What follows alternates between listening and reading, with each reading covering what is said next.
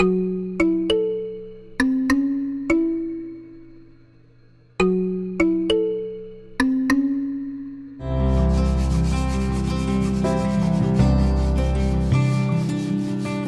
je suis en train de faire une assiette de service qui est inspirée des outardes. L'argile, quand elle est sèche, elle est extrêmement fragile. J'aime beaucoup l'argile. Tu peux façonner, tu peux enlever de la matière, rebâtir. Il faut à la fois connaître un peu la technologie des glaçures, puis qu'est-ce que chacun des ingrédients fait, puis en même temps, ben, on laisse aller quand on met dans le four, là, parce que curieux mélange de aléatoire puis de contrôle. Puis quand j'ai terminé les études en arts plastiques, je me suis enlevé comme potier, comme céramiste de production. La production était essentiellement de l'utilitaire, de la vaisselle, rarement des pièces de sculpture. Dans notre temps, dans les années 70, il faut dire aussi qu'on avait très peu de connaissances qui nous étaient transmises. Tout le monde cuisait à peu près à la même température, avec des gammes de couleurs qui se ressemblaient beaucoup d'un beige et d'un brun, un peu de bleu.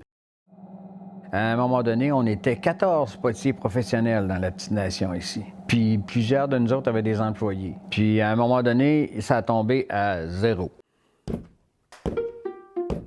Présentement, mon travail avec l'argile, c'est comme dans 2 sphères. Une qui est l'exploration des formes quand j'ai un bâtiment en tête, puis un autre qui va être des pièces utilitaires, mais des pièces uniques. En fait, celle-là, c'est un cadeau de Noël. Fait que je peux passer le temps que je veux dessus.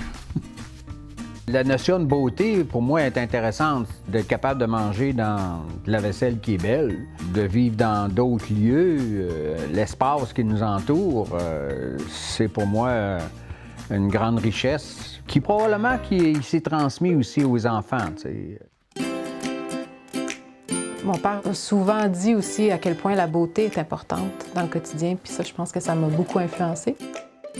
Quand je suis arrivée autour de 18 ans, j'avais une job-in que j'aimais pas trop, puis mon père avait arrêté la poterie à ce moment-là, mais il y avait encore tout l'équipement.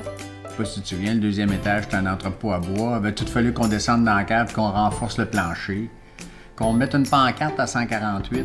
Mais il y a eu aussi le transfert technique, mais c'est juste que ça venait peut-être plus au compte-gouttes, là, parce que je demandais juste quand j'étais vraiment mal prise, là, tu sais.